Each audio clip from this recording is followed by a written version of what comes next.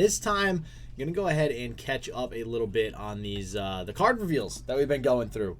We finally have Bandlewood revealed as a region. I'm a little bit behind on catching up with all these cards. But as always, if you like the content, don't forget to subscribe, smash the like button on the video, and looking forward to releasing more of the, I'm just going to shout it out, that Rules of Runeterra video I did. It got a lot of good feedback. I actually got some messages from people in Discord about just random rulings now, which I'm really happy that it kind of sparked people to take interest in some of those random things happening. I had somebody ask about a round end effect too, so good stuff there. But anyways, let's go ahead and get in here. You can see all these card backs. I think you got some more stuff coming out today. I'm recording on Sunday, so I'm sure we'll be able to throw some more cards in the mix here. But we do have a handful of cards they have already revealed. This is, again, on Mobilytics. Mobilytics always has all the card reveals every single time Legends of Runeterra comes out with some new stuff. So definitely go ahead and check them out if you're curious as to what these cards do and you want to take a look at them on your own. All right, first up, Battle Bonds. This is bad. This is bad. If you guys remember, there's a 1-cost slow spell in Demacia that adds +1/+1. This is basically that, but like Brothers Bond, but not Brothers Bond, back to back, but not really. I mean, hell, the picture even looks like back to back, and it's for Targon, but it's slow. So it also doesn't work with Taric because Taric is only one target. Like you can't. This targets 2 allies, right? So I don't know. I mean, it's not terrible, like, because the stats equal the cost. Like, you're getting a 4/4 for 4, which is kind of, balanced, so to speak. But, and you can use spell mana. So there is the consideration that you can obviously play this on something like turn 3 on an early unit. Maybe a 1-drop that can really make use of this. Maybe it becomes a thing. Who knows? Furious Fae Folk. All these Faes. So if you notice here, you got some Faes up top here, right? There's, what is there, 3 they've released so far? I don't think there's any others down here. Yeah, so we got 3 Faes. I'm not sure what they're going to do with Faes, but it seems like they're trying to push this Hungry Owl Cat that you see here. So it's a 1-drop 2/1 with Spell Shield. Seems decent on the surface. Nothing too crazy there. But it's also dual class, as you see here, which I'll go over in a second. But it's like these other ones, like this one, 3 cost. When I'm summoning, create a Hungry Owl Cat in hand. So it's really pushing, like, just going wide and swarming the board with these Hungry Owl Cats. So I don't know. I mean, I don't know what other cards we're going to see with the Faes. Maybe that's the Fae strategy. Who knows? What I will say is on this Furious Fae Folk card that we have here, you see this new impact keyword. And essentially what that is that when this ally is attacking, so if somebody actually has impact, so keep in mind this Furious Fae Folk here does not have impact. It's saying it would grant it impact 4 times. Impact does stack, which is why it's saying grant it 4 times. So let's take Stone Stackers here, right? It's got tough, and then you see this little impact symbol on the card now. So basically, while this is attacking, so while it's in the front row, all right, and it strikes, performs a strike, then this will do 1 damage to the Nexus. It impacts the Nexus. It does 1 damage. So if this has impact 4, it's going to deal 4 instances of 1 damage, right? Now, my thing here is it sounds like the way this is worded is they don't want this to work with single combat, right? So they don't want this to just single combat while it's in the back row, attack something, and then it also impacts. But what happens if you're attacking with Stone Stackers and then you play single combat on another unit? Does that still trigger it? I think it does. So I think this is going to be whether or not it's basically in the front row or in the back row. If it's in the front row, it's active, it's going to work. So I'm curious to see how that works. Maybe this Fae Folk strategy is going wide with impact units. Who knows? So I'm not really sure what to say with these Babbling Balladers, Hungry Owl Cat, or the Furious Fae Folk. Then we got Loping Telescope. So this is another keyword. I'm going to actually, I'm trying to read this off of the keywords they have here so I don't screw it up. Create in hand 1 of 3 randomly selected cards. So there's a couple things with this because it kind of seems like, for those of you familiar with Hearthstone, the Discover mechanic. But the way this is worded, it doesn't really seem too clear as to how it will operate. So there's a few different things that could happen here. So this one, if we take Loping Telescope, right? Manifest a random Celestial that costs 3 or less, an Epic, which is just epic rarity of any epic card, or multi-region follower, which you can see these, like this Yordle here, Arena Kingpin. We have it Bandlewood, and then also Noxus. This one is Targon, and also Bandlewood. So my thought is, if you look at like the pod that we have now, that you can get a slow spell, a fast spell, or a burst spell. You pick one of those types, and then it pulls a random one from your deck. So this could be similar, where maybe that just gets changed to say manifest, and now this manifest would be, okay, do we want a random 3 or less celestial, a random 3 or epic, or a random multi-region follower? Or, and then you pick one, and then it gives you a random one of that group. Or it actually just pulls up one random card that costs 3 or less from celestials, one random card from epics, and one random multi-region follower, and you get to pick from those. I think it's the latter, because pod exists, right? Scattered pod. So I think that because scattered pod does what it does and operates the way that it does, I do think manifest would operate entirely different from scattered pod. So I think what's going to happen is it's going to automatically choose a random one from each category, and you get to choose. So it's more like Discover from Hearthstone. So I'm curious if that's the case. Loping Telescope, not terrible, but I mean, those are pretty big pools there. So I don't know how great it's going to be. And again, too, now we also have this Yordle category, right? So this Babbling Ballader is actually is Yordle with Fae. So I imagine Yordles and Faes will go together. I'm actually glad to see more of these classes added in too, because I feel like they haven't really gotten much support.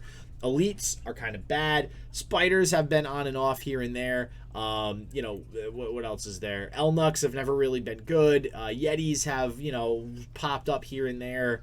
There's never really been a good class deck, and I really hope it's going to be Yordles now. Bandle Commando. I like that. It kind of rhymes too, right? Elusive. Nexus Strike, create a Hungry Owlcat. So again, this is another Owlcat card. It's an elusive unit. Again, can't really say much until we see all of those hidden pathways. This looks like amazing draw for Bandlewood. This is the shit. It costs 2 less if you've created 2 cards this game. That's very, very easy. And they're all active. All of these hidden pathways will be active once those 2 created cards have come into play. So I think this is kind of going to be sort of a staple for a lot of Bandlewood decks, or maybe not. I mean, it really obviously depends on how they get played. If there's some sort of like aggro token Hungry Owlcat type deal here, because you can see this Hungry Owlcat also doesn't have a rarity denomination, maybe this is the fuel for that deck to just really, kind of turbo through and get some additional draws. Treasured Trash. Let's throw some more RNG in there, baby. Fill your hand with random cards. They cost 0 and are fleeting. Can only play 3 more cards this round. This is definitely interesting. I guess the idea is that, if you're playing, you really want high cost cards, right? Because you're only going to be able to play 3 that round. This is weird, to say the least. I don't know. I mean, it kind of reminds me of Treasure Trove too, right? Like with the sea monsters and stuff like that. You get those random cards and they're free, but you can play all 5. This one, you get all the random cards, but you can only play 3. It also costs 10. So I'm not going to lie. I think on the surface, this is pretty bad. It's another slow spell. It just doesn't really seem to quite cut it. Arena Kingpin, 4-2 with quick attack. I mean, it's a card. It's got decent stats. 4 attack, quick attack maybe is not to be underestimated. You never know. But maybe this is, again, just a card that we can toss into some sort of aggressive Yordle deck. If that becomes a strategy. We just went over Stone Stackers with that impact keyword as well. A 2-2 with tough is not terrible. Also adding impact kind of gives me a little bit of concern, because I think, what's that elite called? I'm trying to remember the 2-cost 2-2 elite with tough. Power creep a little bit. I'm a little concerned. So we'll see. Obviously elite, a little bit different than the Yordle keyword, and maybe that's the consideration there. Or the Yordle class, whatever you want to call it. Proto Poro. Obviously, we need the Bandlewood Poro. I do like that the dual class for this Poro is also Freljord. And again, we'll get into dual classes in a second once I show you a couple of the champions that they reworked. And how I think they are going to end up working, I hope. So, then we have Poro Sled, another impact. Attack, summon an attacking random 1-cost Poro. This is actually not bad, to be honest with you. It's not bad. I mean, it summons free units. It's a 5/5 for 5. That's always going to be decent. It has the impact effect, and then on top of that has the attack effect. I think this might actually possibly make some sort of mid-range Poro deck playable. I mean, Poro has always been in and out too, but you know, it's Poros. Another Yordle, Swole Scout. We got another Swole. When I like how they have this like Swole subcategory in here. When I'm summoned, if you've added 2+ cards to your hand this round, grant me +1/+0 and elusive. I feel like this is bad.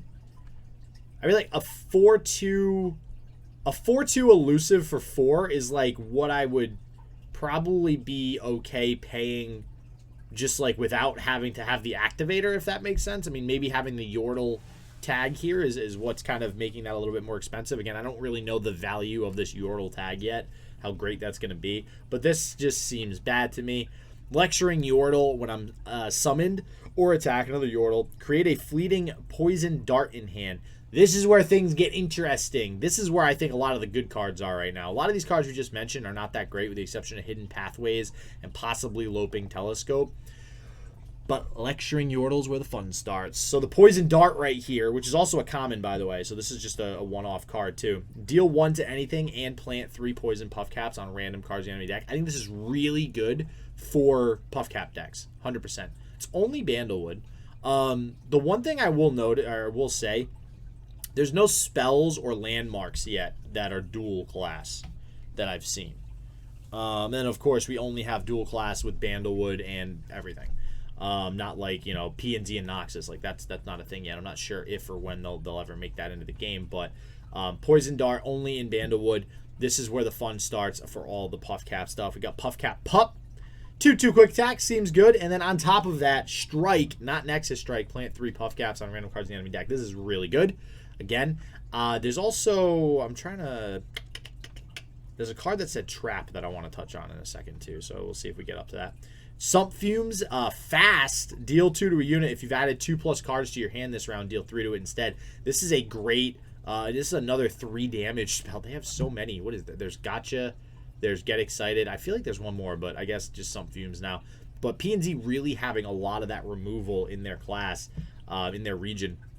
This is going to be pretty good, especially for something like a Puffcap deck. So I don't hate this. It's another spell, too, for something like Puffcap Peddler. Stinky Wump. Create a copy of me in the enemy deck with 2 Poison Puffcaps attached. People are already, like, they see this card and they're like, oh, man, this is another 1-mana Decimate, right? Kind of, oh, my God. Kind of like Dune Keeper, right? When it first came out, it was pay 1, get a 2/1, and another 1/1 that does 2 damage. A 1-mana Decimate on turn 1 if your opponent doesn't have a response. Like, that's, you know, along the same vein. This one I think is obviously more balanced, though. You don't get that 2 damage right away. It's over time, and you're not necessarily, you know, guaranteed to have them draw the Stinky Wump. Although it's a little bit more upside, right? Then they also have kind of a useless Stinky Wump that they have to play. So, or maybe not. Yordle Newbie, when I'm summoned, if you've added 2+ cards to your hand in this round, grant me +1/+2. I think that these cards, like Sump Fumes and Yordle Newbie and also Hidden Pathways, are going to start to maybe double down on that strategy of drawing cards and having cost-reduced cards when they're drawn. Because that never really got off the ground, and I was kind of hyped about that. It just never really did much, so hopefully these will add some support to that. All right, Aloof Travelers, the card that everybody is absolutely just like going bonkers over. This is hand control. This is hand control. We don't have a whole lot. I mean, there's that card, what is it, Plunder? Or, Jesus, Pilfered? No, not Pilfered Goods. I don't know, the one that's got Twisted Fate on it that takes it from your hand. Takes it from your opponent's hand. So there's that. There's some other stuff that really hasn't seen too much play or hasn't been that great. Aloof Travelers, when I'm summoned, both players draw 1, then your opponent discards their highest cost card. So imagine this in Puffcaps, first off. You're getting them to draw a card potentially with Puffcaps on it. Then, you know, any of those really strong cards that, you know, those, a lot of more late game decks want to, you know, actually utilize, like, all right, Anivia, Rekindler, and Harrowing, and Ruination. Bye-bye. Then you got stuff like, Jesus, there's so many decks. I mean, Leviathan. You know, Leviathan and TF Swain. I mean, that going bye-bye is going to feel really bad as well, you know. There's so many decks that do rely on that kind of late-game finisher card that this would absolutely just trounce over. Plus, it's just good hand control regardless. And this is a good body. I think this is a little overtuned. I do think that this might need to be, like, at least a 3/3, if not even lower than that. I mean, I think a 3/3 is kind of pushing it for this, too, because you're also drawing 1.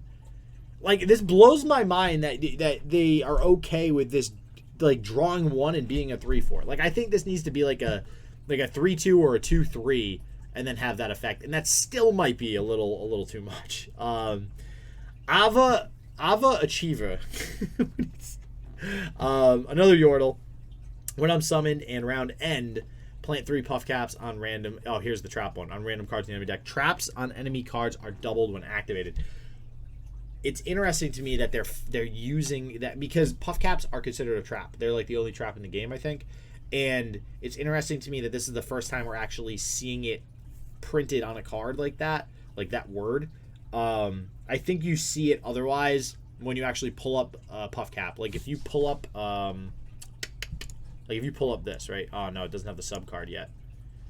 Oh, that's crappy. I was gonna say, if it has the sub card, when you pull up the actual Puffcap, it does have that trap symbol on it, but we've never actually seen this word on a card.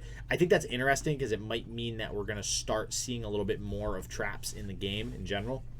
Who knows? But again, I do think this is decent for Puffcap decks. Might be a little too costly. I'm not sure. But it does seem like we might finally get a true Puffcap deck instead of this, kind of Frostbite Puffcap deck and these other weird decks that we've seen before. Just a true Puffcap-focused competitive deck. Maybe that's actually coming down the pipe. All right, Entrapment. What is this from? Pick 1 of 3 spells from the enemy deck and plant 3 Puffcap. Oh, is this? I think this is the ability. This might be the ability from Ava Achiever here. So, yeah, and plant on all copies of it. So, the Bandle Tree landmark. So, another landmark we got here. This is a win condition. This is one of the first cards I think they showed with these champion reworks. I'll get to in a second. It's a win con, like Star Spring kind of. Create a follower from a new region in hand. Win the game if you summon units from 10 regions. So, there's only 10 regions, FYI. So, the issue here, my question was basically, is it automatic? Is it basically 10 turns you win the game? Like, does it check off regions you've already gotten, right? Or, actually, is it not even 10 turns? Is it 8 turns, right? Like, if you've already played a Bandlewood and a P&Z unit, right? Does it check that off the list, and it's not going to give you any Bandlewood or P&Z units and in round start? So, I'm curious to see what this actually does. I feel like that's correct, and I feel like it's going to be 8 to 10 turns. I just don't know if it counts the 2 that are in your deck.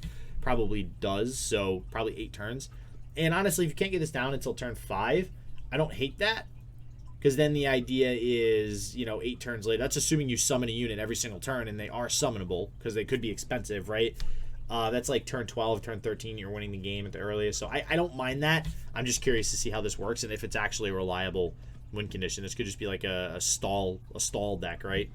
All right. So now we get to the actual idea of dual regions and the champion reworks. So as you can see, all of the units that we knew, for any of you League of Legends players out there, you knew these were all Yordles, right? We knew these were all Yordles, and that's why when it was announced that Bandle City was coming out, I'm sure everybody thought, what the hell? We already have so many Yordles spread across so many different regions. What do you mean Bandle City is coming out? This doesn't make any sense. Well, now it does. All of them have gained the Yordle tag. And actually, I don't know why Fizz and Teemo were twice, but not Lulu and Heimerdinger. That's kind of weird. So essentially, they got their pictures reworked, which is nice. I actually love the way the pictures look now. For Fizz and Teemo anyways. Lulu and Heimer look the same. Maybe that's why, actually, I think that just occurred to me, why they only have those level 2s. All right, so now getting into the actual dual region mechanic here. All right, this was really hard to understand at first for whatever reason, but it actually is pretty easy. Essentially, when you put a dual region card in your deck, you are choosing one of those regions for it to identify as, right? Now, the thing with deck building with champions is that the champions have to match the cards that are in your deck. So if you have all Bilgewater cards in your deck, as an example, and then you throw 3 Teemo in, right now you only have one region in your deck with Bilgewater, and you can't actually play Teemo because you don't have any P&Z or Bandle City cards in there. If you throw one P&Z card in there, or one Bandlewood City, or just like you know, just or a dual one, right? It could be a P and Z and Bandlewood dual card. You know, as long as that's in there, then you can now play Teemo in the deck. So it's a little bit confusing, but essentially just know that you are only choosing one of them to identify as. So it is possible technically to have 3 regions kind of show up in your deck, but only one of them is going to be counted on that card that's having 2. So Teemo in that instance, if you throw a Mystic Shot in there, it's going to be a PNZ and Bilgewater deck, and the Bandlewood City being on Teemo doesn't really have anything to do with the actual deck building. So that's really the core fundamental change that was made with these dual region mechanics, which makes sense if they do start to release dual region spells and landmarks and things of that nature. I do like how they put them on the card, by the way. I think it was a perfect spot. Seems good. Also leads the way to possibly having triple regions or quadruple regions. I mean, this is a long line. We could have all 10 there. Actually, to be honest with you, it does kind of look like you could fit 10 down the side. So who knows one day. But yeah, so that's it. I do like that these were reworked like that. I do like what they're doing with Bandlewood City to introduce this dual region mechanic at the end as kind of the last region here, and it's a region that is very much, you know, in the lore anyways, kind of notable throughout the entire world. So pretty cool. These cards up here that I think just came out today because it is past 12 o'clock. I'll be going over those in my next video. So until next time, everybody, I hope you enjoyed the video. Again, don't forget to subscribe, don't forget to like, and as always, stay healthy, stay positive. I hope it just works for you. Peace out.